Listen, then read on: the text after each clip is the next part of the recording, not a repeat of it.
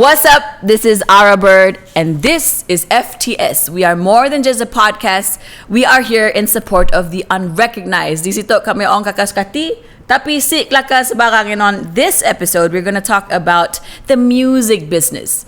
Do you make music to make money, or do you make money to make music? And with me today, I've got Owen Chai, a graphic designer, and also, maybe not unrecognized already, Yung Kai, and they are both from Kuching. What's up, guys? Pow, pow, pow. What's up? Welcome to FTS. Thanks for having me. Thanks for making the time.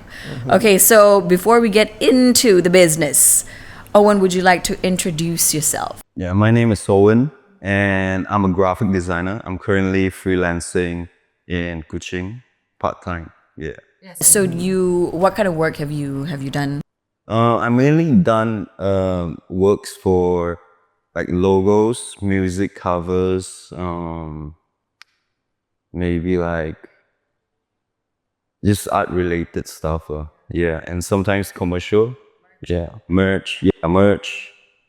And Yung Kai, besides people knowing you as a rapper and also what do I call it? Bling extraordinaire. Ew, that's such a millennial thing to say. Honestly, right? I don't know. 0 degrees. I think I give myself like to a little too many titles, but in general, I think I'm just a hustler, man. Yeah, I'm we just all? a hustler. I am a musician, rapper, entrepreneur, jeweler. Friend. My friend. He's my friend. Okay, before we get down to business, how did you get here, Owen? Like, what is your background? What's your upbringing like? Because I know some people, like the traditional thinking of graphic design, like traditional, they're like, how you make money? Or how did you learn to be a graphic designer? Because right now it is a lucrative business. It is a profession that can make you a lot of money. How did you get to be Owen Chai that is here today? I first started doing graphic design. My first case is actually for online gambling stuff, in Kuching. That's the easiest way you can make money. How did you get this job? I want to know. It's from one of my friends from school. Okay. Yeah. And he just always see me posting my artworks online, and he just hit me up and asked me to do posters for them, logos, and I just started from there. Yeah. Do you draw? Yeah, I do sketch. Do you have to know how to draw in order to be a graphic designer?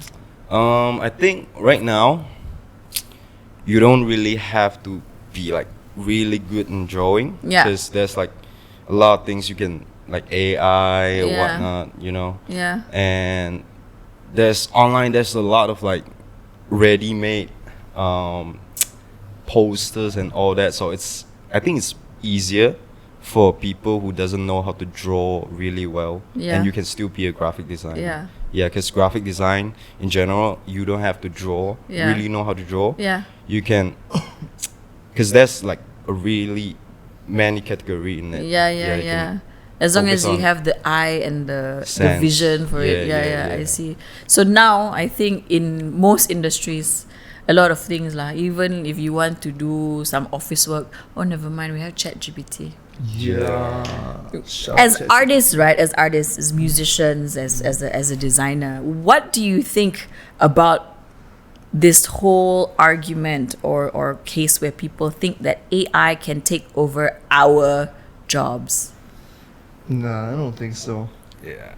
I think it really depends on how you use AI. Yeah. And there is something that the AI can never take from you. I mean, like it does. I was just talking about this the other day during CNY visiting. Yeah. Of course, you can't deny the fact that it is kind of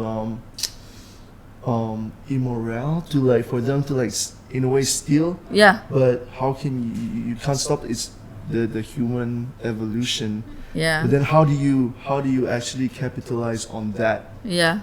I think that does it make sense? Yeah. I mean, you can't just blindly use it and be like, okay, what do I do with this creation that I have gotten assistance from AI? Yeah. It's got the brains, but it doesn't have the soul.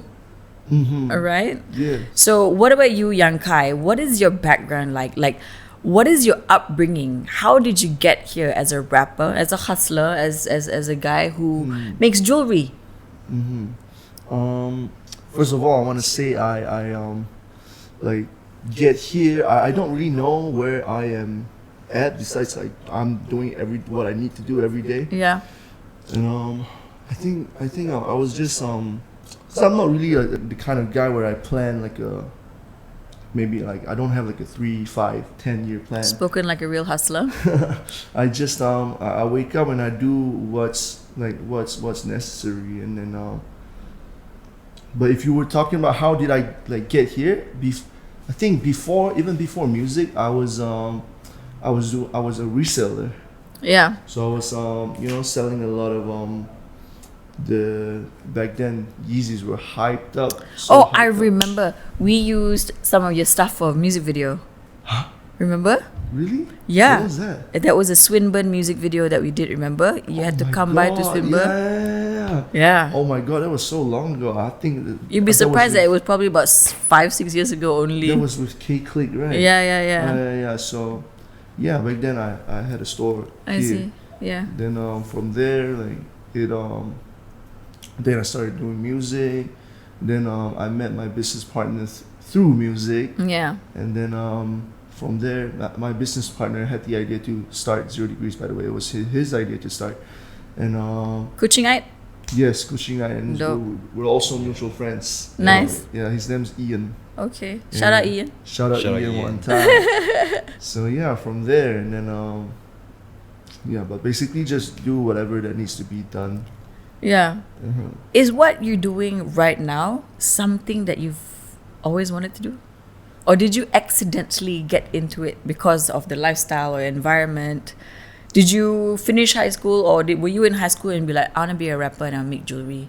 Or you, Owen, like maybe you were like a 14-year-old kid, like, yeah, I want to see my artwork on a billboard. What was the mentality behind it? I think for me, when I was a kid, I used to like, I just used to love to create stuff. Yeah. I feel, drawing and sketching. Yeah. I think graphic design is always what I wanted to do. Nice. You know, creating for others and seeing my artworks in the public. Yeah. You know? So I get the sense of achievement. And now that you can put a price on it is also a plus. Yeah, I can make money off it. So. What about you, Yung Kai? Me, besides the music part, everything else was never in the picture. Me and music, I never thought I would be doing hip hop, like because my background is like I listen to a lot of alt rock. Yeah, a lot of rock music, and you kind of can hear that in your song Love Story, lah. I guess so. Yeah, I can tell. And when I was in school, when I was in high school especially, I was always the kid. Every Friday or every Saturday, I would have my guitar at school. Yeah, I'm that annoying kid in class. Bro, I mean, like Fridays, during my time, Friday is gang fight day, man. Whoa. But you like guitar. Okay, there's progress, there's progress. No gang fights. Dope. Yeah. You would think that, that's the always the idea behind rappers. Those gangsters or... Nah, man, rappers are smart too. They have visions and dreams too. Yes, and I kind of had a dream, but it wasn't like that. I knew I always wanted, like I always had this picture in my head where people are singing my songs. Okay. Okay. But besides that, like jewelry, I never thought I would be doing jewelry. But I think that's the beauty of entertainment. Exactly. Yeah. It's something that you would want to do. You know, almost every performer would always imagine performing to a crowd who's singing along to the music and stuff. But behind the scenes, you do end up meeting so many people from different industries. Say, for example, client A is from a corporate company that has probably like booked you for a show, and then you make your connections, and then you suddenly fall into certain businesses that you never thought that you would do lah. And that's the beauty of, I feel, industry, entertainment personally. Exactly. So I think the one thing that is a bit of a sensitive issue, or we see happening a lot, is that there was one time I spoke to a client and I wanted to take care of my art. I created a song that I felt was beautiful, and I wanted to enjoy the journey. But I attended to the client and said, "Would you like to sponsor this this video, for example?" And we had not a disagreement, but she was like, "This is why artists die poor and sad." Oh shit. What do you think of that? Do you make music to make money, or do you make music because it makes you happy? And to you as well, Owen, do you make art for money, or does it make you happy? Does it bring you joy? You want to start first, bro? Yeah. I think at first when I started doing artworks and all that, you know, it's something that I love. I never think about making money off it. Yeah. Of course, I'm gonna like, I dream of like creating for different musicians and artists so I can make money off it. But at the beginning, I just do it for the love. Yeah. You know. Yeah. Yeah. And I just started grow from there and learn in the process. 0 degrees, ask him to design, let him make money. Connections. For sure. It's gonna happen for sure. Yeah. What about you, Yung Kai? For me, I definitely do not make music to make money. Beautiful. Yeah, and I think it's pretty fucking obvious. Yeah. And but that does not make it an excuse for me to like take music like as like an art where I don't do things professionally. Yeah. Because I still do take it as a career. Yeah. And I know I'm gonna make money with music one day. Yeah. Just not right now. Technically, I can make money with my music. Yeah. Like, there's like small money and there's big money. Yeah. And if I want to make big money with my music, technically I can, in a way, sell my soul or Yeah. yeah, sell my soul, bro. And but it just wouldn't make sense because it's still kind of a gamble, Yeah. you know. Yeah. Unless like I know I'm getting like a big check for that, Yeah. but it's gonna be a gamble. So why would I do that? You know. Yeah, but I guess that's always the argument lies. Like, as a musician or as an artist in any industry, do you want to be compensated with dollars and cents, or do you want to be compensated by, hey, my skills better than yours? Yeah. You know. So now, when we talk about your business journey, of course, there is your backbone. There is how you got there, your journey, your hometown, for example. You know.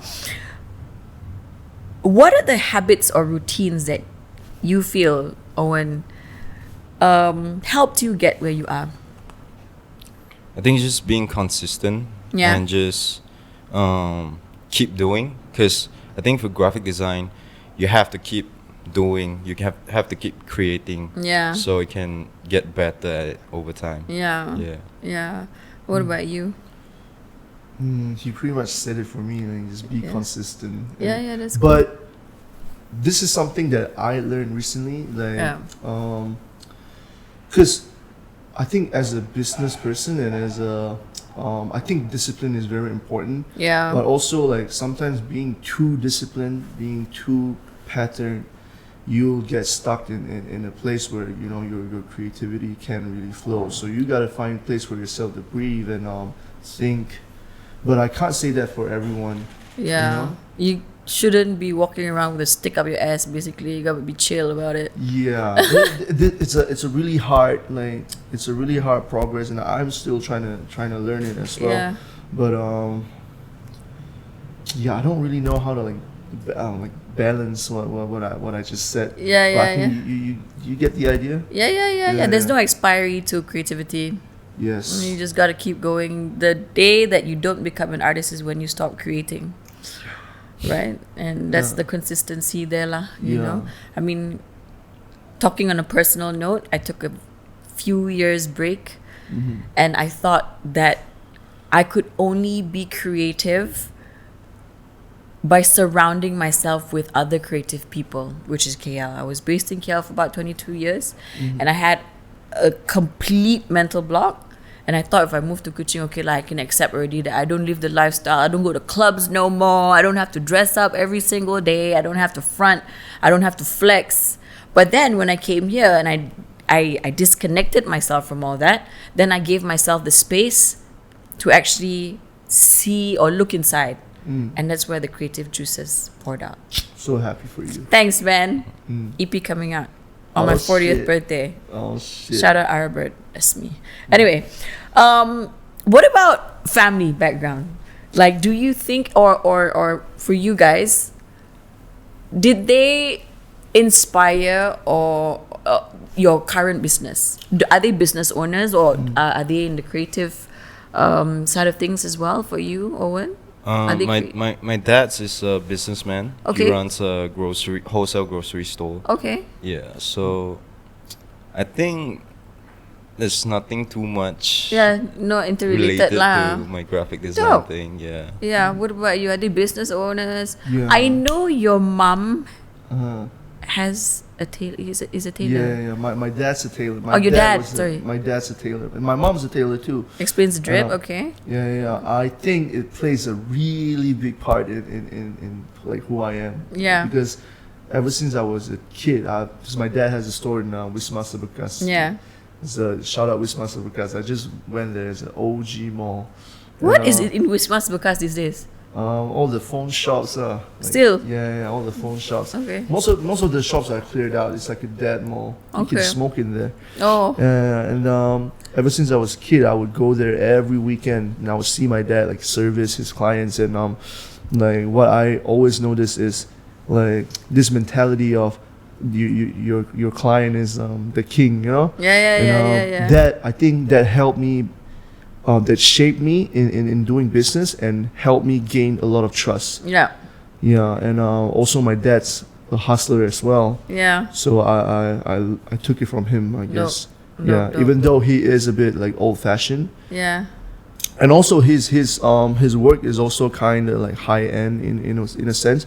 So from there, like and right now I'm doing like jewelry. It's like it's kind of magical, you know. Yeah. And it's all connected. Yeah. That's Yeah. beautiful. Yeah. So, for all of you guys that didn't know, Owen is a Gen Z, correct? Yeah, Gen Z. And we have Yung Kai, who is a millennial. Yeah. Although millennials are like neither here nor there, but Gen Z is like, we know where we are, who we are, and how we're going to get it done. But I want to pick your brain to see what you as a Gen Z and you as a millennial think. What separates successful people to people who struggle? What sets them apart? Ooh. You want to start first? I think success is like really self perspective. Yeah. Yeah. For me, success to me is like as long as you can do what you like, what you love, Yeah. and you can make money off it, you can survive and just be happy. Yeah. And I think that's pretty successful. for Yeah. me. What about you? What separates successful people to people who still struggle? Okay, if you mean like being successful as in like I'm just gonna assume it's like, you know, material.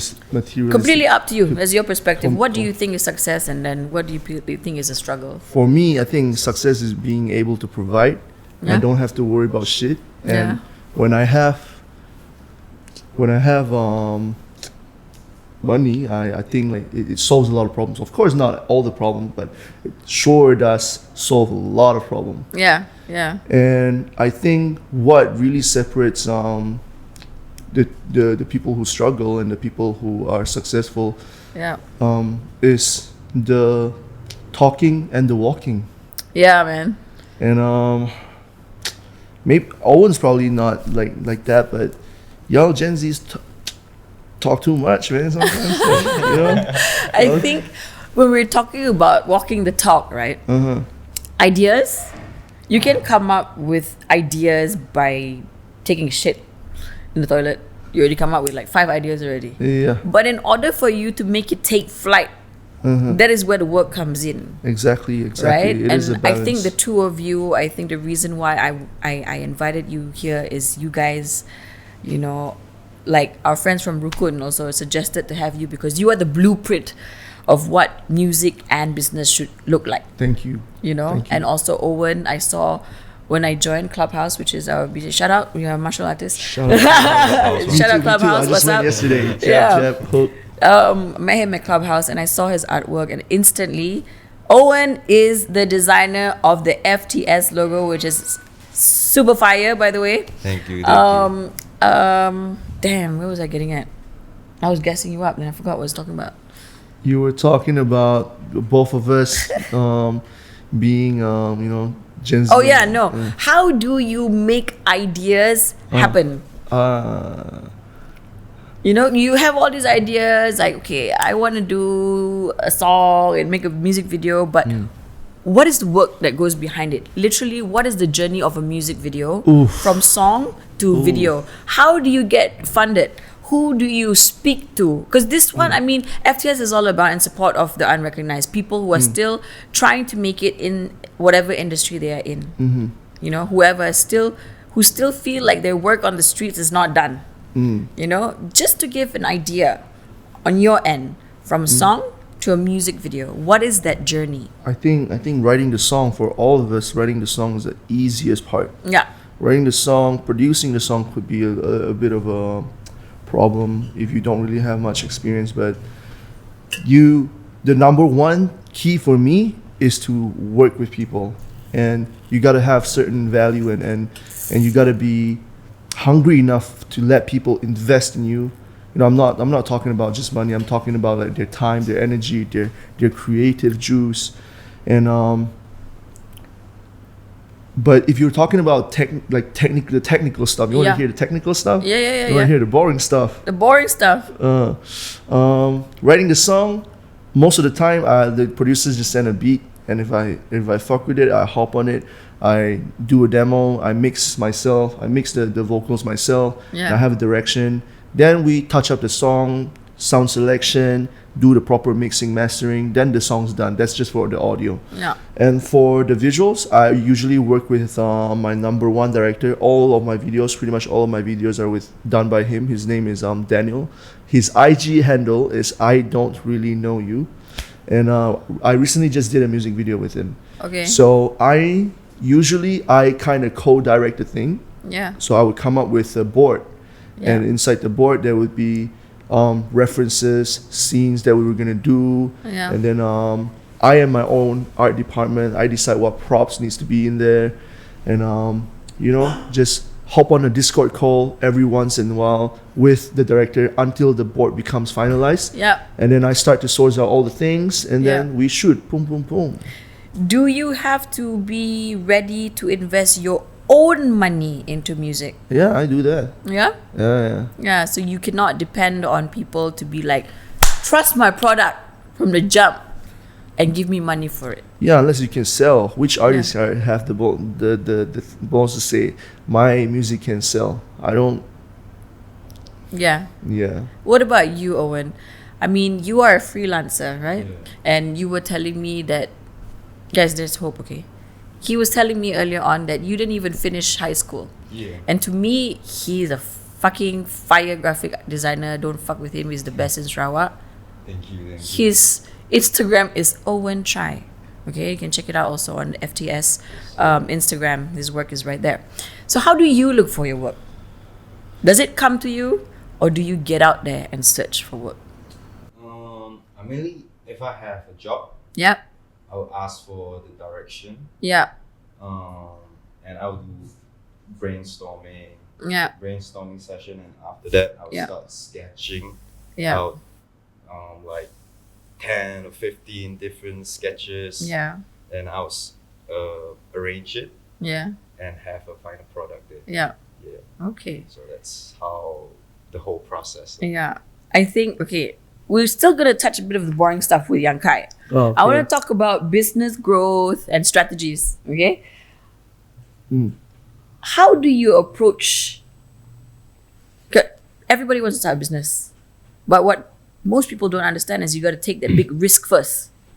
Yeah. How did you manage to take that risk and be like, I want to sell jewelry? First of all, I was never a big risk taker. Yeah. So I take calculated risk. Okay. I was ready to lose that money. That's very, very important. You started your business with your own money. Yeah, with my own money. Power, this guy. it was like what I said just now, it was Ian's idea to start the business. So actually he was the one that gave me he actually wrote me a proposal deck for this business. Nerds. And really nerdy stuff. And back then there was no ChatGPT, all right? Yeah. How old is 0 Degrees? 0 Degrees it's turning 5 this year. Nice. Wow. Damn. All right. And nice. Yeah, so but I started with 10,000. Okay. I started with 10,000. My first time really taking a big risk was when because I think we started late 2020, and in a couple months the government decided to cut the interest rate.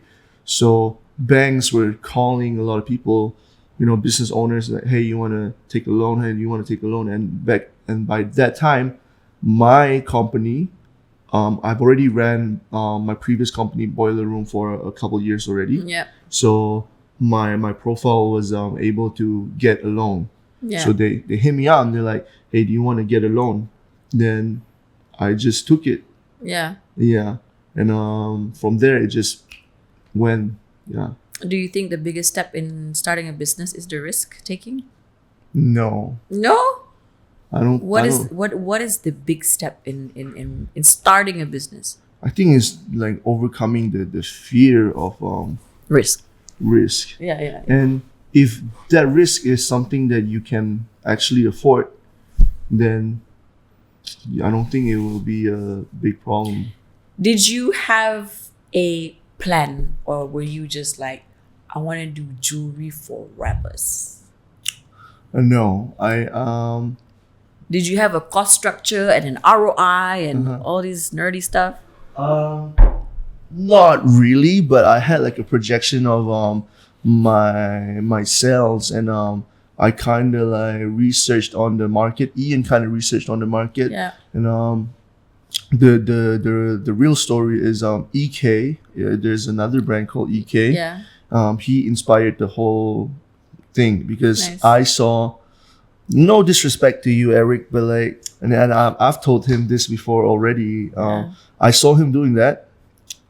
Ian saw him doing that, and he told me we could do it, and I thought the same. Like, if he can do it, I can probably do it better. Yeah. And then it started from there. So we were just selling a bunch of ready-to-wear items, and most of it is manufactured by like really big manufacturers, and you will see some other hip-hop jewelry brands selling the same product. Yeah. But then what really made us like stood out right now is like our custom pieces, and that really happened because of my passion in art, music, fashion. Yeah. And I always tell this to clients. And matter of fact, I just told this to the client that I met before I came here. I told them, hey, if you want to do a custom piece with me, let's make it meaningful. You can come to me with a 10,000 budget for a cross pendant, and you can go to another store for a cross pendant and give him 10,000. It's going to come out different, right? And for sure, mine's going to be crazy. Yeah, and I also love that I think last month you did run sort of a competition where you asked your followers to create a story behind the grills that they wanted to be made. Yes. And this lady wrote in about her divorce. Yes. So to me, when I do think of 0 Degrees, you guys have a story behind it. It's absolutely beautiful. Yeah, because I can source you a 3 million rock. Yeah. But like the whole storytelling thing, that's the real value of jewelry. Yeah. So talking about your music and your business, which is 0 Degrees, did you create 0 Degrees because of the hip-hop industry? Or is it just really, I want to make jewelry for anybody? I want to make jewelry for anybody. Okay. Why would I want to make jewelry just for rappers? Yeah. And rappers here can't afford it. Yeah. So it's sad truth, but yeah. Yeah. So Owen, what is your advice for someone, maybe a Gen Z or even a millennial, who would like to start what you have done on your own independently? I think the most important thing is you have to have passion and you have to love design. Yeah. Because, you know, if you're a local in Kuching, you know you're not going to make a lot of money. Yeah. If your target audience is here. Yeah. Locals. So I think if you have the passion and love and start from there, keep practicing, being consistent in your work, and eventually you find your own style. Yeah. And the people who fuck with your style will definitely pay the price. Yeah. Yeah. Who so far is your favorite client, or which one is your favorite artwork?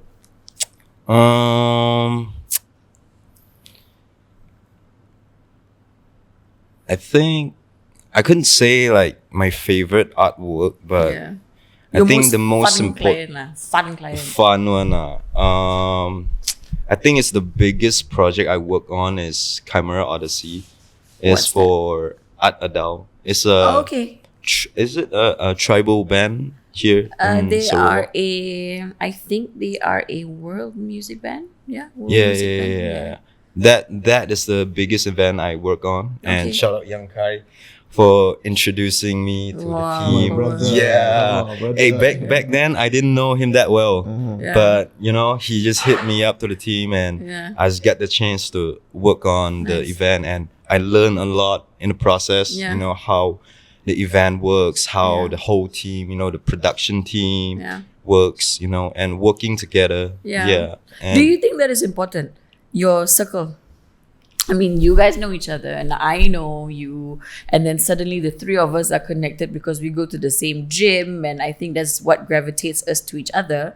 But do you think your circle is important Of course. Yeah? So important. So important. If anything, the most important thing. Yeah. Your circle. Yeah. Yeah. Stay off chemicals. If your friends smoke what they're not supposed to smoke, and if it's not green, no, I smoke cigarettes. Joke. That was a joke. Anyway, where do you see? You know what? I think I want to ask a fun question. Okay. I think one of your biggest clients. I saw you post the other day. There was a voice note from his client. This guy, this girl, goes up to him. I mean, didn't go up to him on WhatsApp voice note. He's like, kau nak buat apa dengan 300,000 ringgit tu? That was Cik B, daughter of Datuk Sri Vida, probably one of your biggest clients today. Yes. Maybe? Yes. What's it like working with her? She was chill, man. Honestly, she's one of the most chill and humblest, you know, people, like elites that I've met. Yeah. And she does not make me feel like she is like an elite at all. Yeah. And she's just like a normal person. And it's like, she's my friend. Not just my client. She's my friend. That's dope. And you know what? I took her to Gordon Ramsay. I've never like ate at places like that before. I never paid like 4,000 for a meal. I took her there. You know, I wanted to impress her because obviously she's spending so much money with me. Yeah. Then she told me, "Why did you pick this restaurant? This food is like bland. Let's just go to like a normal like a restaurant or a lauk like that." You know, she's like chill like that. Chill, That's why I really like her. And she did not like pressure me on the work. Yeah. She's like, "I trust you, Yung Kai. Like, I've seen your work. You know, just and don't let the budget limit your creativity. Yeah. Just go with it. But make sure you don't tell my mom." Shout out JB, I want to be your friend. Please come to Kuching and jump on the FTS podcast. We love you. I hope to have you on my podcast. Well, anyway, now, where do you see graphic design in Sarawak? Where do you see it going in the next 10 years? Because 10 years, most Gen Zs will be taking over. So in your point of view, is it something that has a future here in Sarawak? For me right now, I've tried before a few years back. I think I won't focus too much on locals projects. Yeah. Because I feel like people overseas are more willing to pay the price. Yeah. Yeah, they fuck with the art more. Yeah. So my main focus is just focus on overseas clients more. Yeah. You know. Let's talk about that a little bit before I step into the technological side of things in your business. Okay. You were based in KL, and I was based in KL before, and I think the one thing that we struggle when we do work here in Sarawak is that we cannot charge our market price. Why do you think that is? You mean you can't It's charge like, our this one KL price lah, si dapat lah, to price KL lah. What do you think of that? I think first of all, like I'm talking about like the retail side, because I'm not really in that field. Yeah. And I feel the people, first of all, there's not enough population here, and when there's not enough population, there's not enough spending power, and when there's not enough spending power, the economy is just like slower. You know? Yeah. But I still insist on charging my price. Yeah. So Jangan kacau market lah. Right. You gotta be real about it. It's like, you come with the price, and that comes with your skill, comes with your experience. And if you want good shit done, you gotta pay good money. Yeah. Pay peanuts, get monkeys. Yeah, if you don't want, someone else want it, man. Like, all good. Yeah. Yeah. That's what I feel. Yeah. So you think it's just an economic thing lah.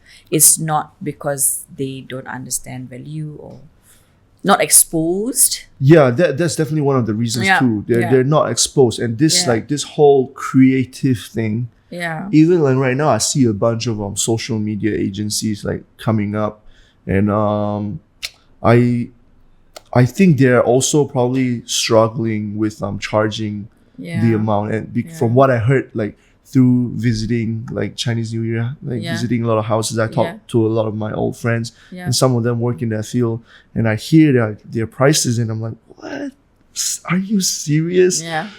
But I kind of understand because it's such a new field, but it's y'all's job to like set the bar.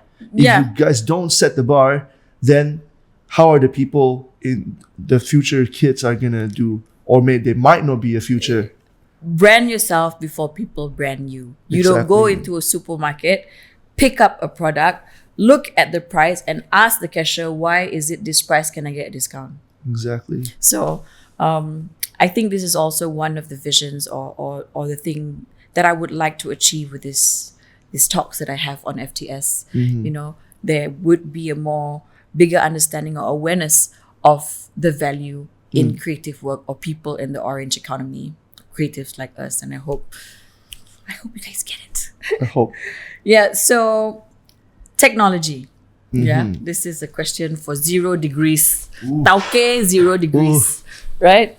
Are we going to talk about some controversial stuff? Nah, man. I don't know much about diamond business. So there was that Terrence Howard, the actor, he said 20 years ago, there's 20 over years ago, I believe, 10, 20 years ago, he said that lab cut diamonds are a lot better than natural diamonds because they are more flawless. Yeah. Do you agree? How about you take a walk about what he just said? No problem. First of all, lab-grown diamonds, there can be flawless lab-grown diamonds, and there can also be natural flawless diamonds. It's just a grade of a diamond. There is also dirty, bad quality lab-grown diamonds, but of course there's lesser, because why would you want to like grow a lower grade lab-grown diamonds? It's grown. If you want to grow something, you grow a good quality one. And for those that don't know, a lab-grown diamond is the same thing as a natural diamond. Think of it as ice, literally ice. Lab-grown diamond is from the fridge, and natural diamond is from the North Pole. The ice, they're both ice. But it's just one is grown in the lab, and like what they do is they go and take like a natural diamond. They cut a small piece of it, take the seed, that's what they call it, and then they put it in a chamber where they kind of like it's called a high heat, high pressure technology, where they grow the diamond, and it takes like maybe like 1 to 2 weeks to grow a diamond. And I'm a big lab grown diamond person. I don't really see value in natural, unless it's like a auction grade. Yeah. If we're just talking about engagement rings like a 1 carat, it does not make sense for you to go natural unless you just really want something natural. Yeah. If you're coming to me and you say, I want natural diamond because it holds value, then I'll just tell you. It will hold value if your grandfather go cut the ground and get the diamond for you, then it's value lah to me. Yeah, that's personal value, but I'm talking about monetary value. Yeah. Yeah, you pay 30,000 for a D-colored VVS, blah, blah, blah, blah, blah. Good grade diamond. Yeah. When you sell it back to your jeweler, he is going to pay you probably 12,000. So you're losing 18,000. Why don't you spend, if you have a 30,000 budget, why don't you spend 6,000 on a lab grown and use that 24,000, get a goddamn Rolex or get some 916 gold. Yeah. And that gold, the 24,000 gold is going to go up to 40,000 in 10 years. Yeah. But your natural diamond is worth nothing. Yeah. So how can I convince myself natural diamond because it's natural? Do you think businesses like you who work with lab-grown diamonds will take over natural diamonds? I do not think that. Okay. I think lab-grown diamonds will only take over it is taking over right now for smaller carat sizes, smaller carat weights, like the 1 carat, 2 carats. Yeah. But if you're talking about higher carat diamonds, like let's say a 5 carat or 10 carat, and it's a good grade, then if you have that money, then you should definitely go for the natural because those will actually hold value. Yeah. Or if it's a colored diamond, like a pink diamond. Yeah. A 20 carat pink diamond can go up to like 40 million US dollars. What about lab grown? It's probably going to be like 200K. Yeah. Okay. Yeah. And you cannot sell that. Yeah. Yeah. Okay. Yeah. So there's that. Okay. So, Owen, just wondering what your age group would think of this, right? If someone had 1 million ringgit to invest right now, what do you think is the best thing to invest in? $1 million? $1 million. I'll Tough either question, buy gold or Bitcoin. Okay. Right now, for now. What about you? $1 million ringgit off the bat, what would you invest in? That's really hard for me. Like, I would probably split it up. I would buy some stocks and definitely buy gold.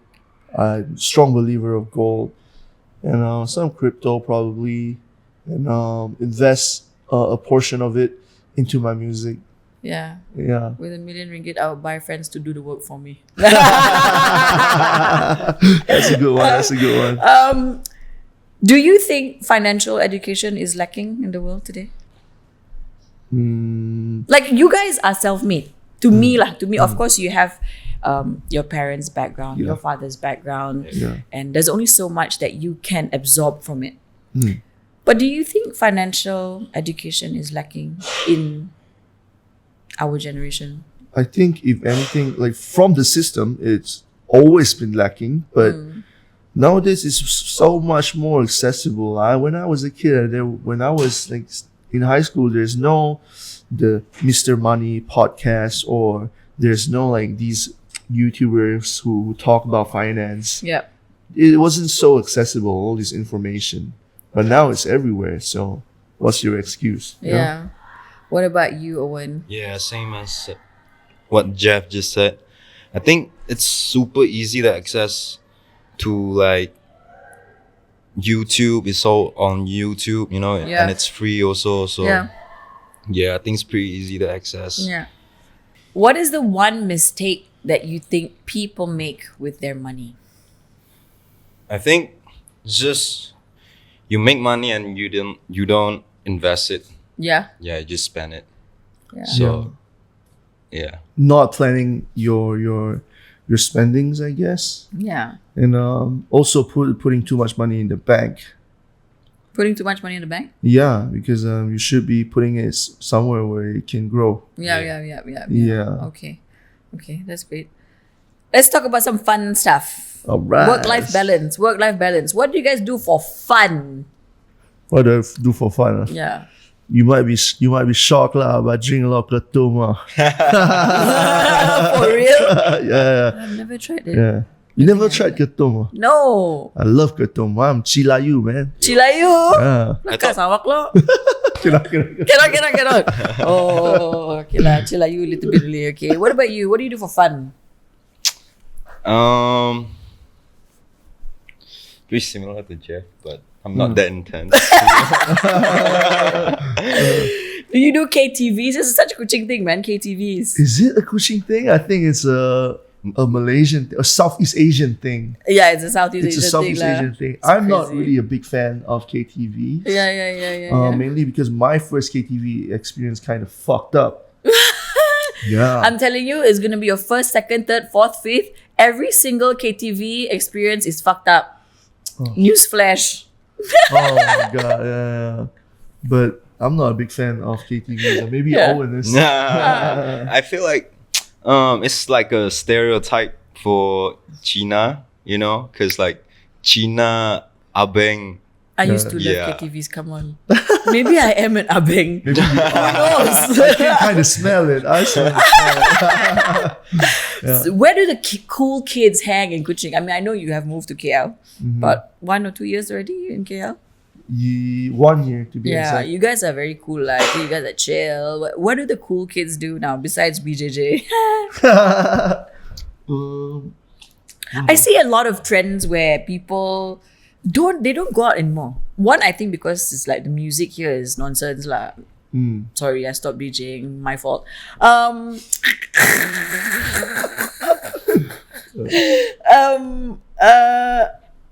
see a lot of people like hanging mostly at home or just creating their own safe space to hang out with friends. Yeah. Shout out VIBIN though. VIBIN is a a very cool space. You should check out FTS is also founded by people at VIBIN. So you should check out a lot of cool kids hang out at and they have a lot of really, really cool events as well happening there. You can check out their Instagram as well. What do the cool kids do? Do they fuck out of here? Or do they stay in Kuching? Or what is it that they do on the daily? Honestly, I don't know though. Like cool kids. Cool kids do their own shit, really, yeah? I think so, yeah. Maybe they just hang out at Discord lah. They just hang out at People Discord. still do Discord, huh? Yeah. A lot of them do Discord. What do they talk about in Discord? First of all, I don't know because I'm not really in Discord. Yeah. I just assume like the cool kids are in Discord. Yeah. But I don't know. Cool kids, they go to clubs or bars. I don't know. Yeah. What clubs and bars are? Chabo. Chabo, no hate though. Pretty cool establishments who have really, really, they bring people together here in Kuching. Yeah. You go to every other Chinese New Year open house and you're like, hey, what are you guys doing after this, huh? Chabo. Right? Nowhere else. I don't know how. Maybe Chabo is like that size, but you can fit the entire Kuching in it every single night. It's amazing. Yeah. Maybe it's Hogwarts. Maybe it's magic. Anyway, do you think the hustle culture is overrated? Hustle culture is overrated? Yeah. How would it be overrated? If there's no hustle culture, there's no us. Yeah. And if can you imagine the world without us? It's gonna be so boring. No FTS, no Rukun, no Yung Kai, no Owen Chai, no Arabyrd, no VIBIN. Yeah. Imagine if everyone just smoked weed at home, just like chill. It's like no offense to the weed smokers, but yeah. you know? Yeah. You can create, but just get shit done. Yeah. What do you guys do to unwind? I mean, we're talking about hustling lah. Hustle this, hustle that, work here, work here. What do you guys do to unwind? Rest my head. Yeah. Come home. Kuching? Yeah, come home, eat all my favorite foods alone. Nice. Bring my recording setup. You know what? I can never write songs in KL. And when I'm back, it's just bah, bah, bah. See bah, what I mean? bah. That's what I was talking about earlier on. I'm like, in KL, I'm like, there's too much going on. I'm just bombarded by so much information, so much things going on, so much work. There's so many things going on in front of me. Yeah. Then I need to shut out I thought the formula to writing is being inspired by everything around you, but it's not. It's being inspired by what's inside you. I agree. Such a cut long thing. Arabyrd still in there. What about you, Owen? What do you do? I think it's just spending time with loved ones, friends, family. Yeah, just get my head off work, because if you're working too much, like every day as a creative, you're gonna get like burnout.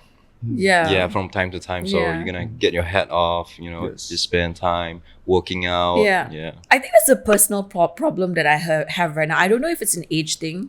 My brain doesn't stop. Maybe I can get some advice from you guys, because it's always working. I literally will go to sleep at 12:30. I'll wake up at 3:30 and my head's already like thinking about what my next move is, like how I'm going to settle certain problems in my life, or not my life, sorry, work wise. Because right now I'm doing a few different things and it just doesn't stop. How do you guys do it? Or is it a female thing? I don't know. No problem. Yeah. So you just come home lah. I think I have the same problem though. Yeah. Yeah, I'm back here. I'm working too, but I'm like selective working. Yeah. But like the first 4 days of CNY, I wasn't working at all. Yeah. Maybe you've already gotten into a zone where like, you just really want to work, and if it's not too if it's not unhealthy, then it's not a problem then. Yeah. Are you happy? Hella happy. Very happy, but I just want sleep lah. I just don't get you sleep. Need medication. Huh? You need medication. Maybe I do. Yeah, you can try melatonin. Yeah, I've been trying magnesium and those like sleepy gummies now.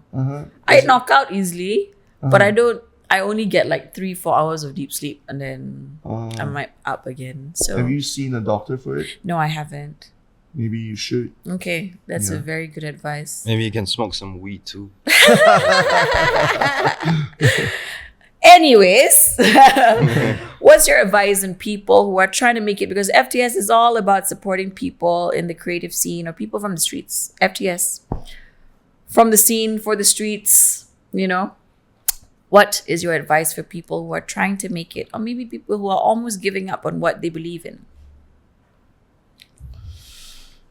You gotta ask yourself, like deep down inside, why do you do it?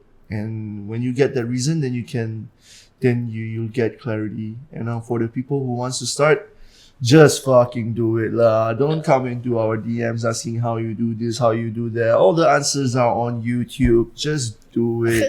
That's my advice. Yes.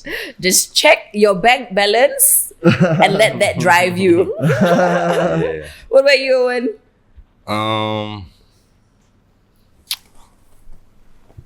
Sorry, what's your question? My question is, what's your advice for people who would want to make it? In any industry, in anything, just people who feel like they are just stuck where they are at and don't know where to go with their skills, their passion, their creativity. I think just do it. Yeah. Yeah. I mean, the hardest step is the first step, right? Yeah. You just have to push through that. Yeah. And you're going to find your way. Yeah.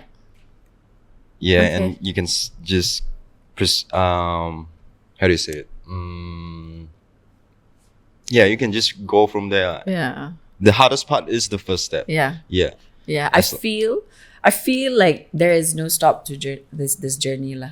You have a 24-year-old, you have a 29-year-old, you have a 40-year-old, and the hustle is the same. Yes. The day that you fail is the day that you quit. That's it. Exactly. Yeah. It's not when someone tells you that you can't do it. It's not when you don't make money out of something. That's not when you fail. You fail when you quit. Right? Exactly. Well, thank you so much for joining us here on FTS. It means a lot. And I might add that I'm very proud of the both of you. You make killer work and you are the blueprint of an amazing business module that people should look into. So today's lesson is, it is truly up to you if you want to make music to make money or make money to make music. All up to you. Just don't stop your journey. My name is Arabyrd and catch you on the next episode. Peace. One love. Peace out.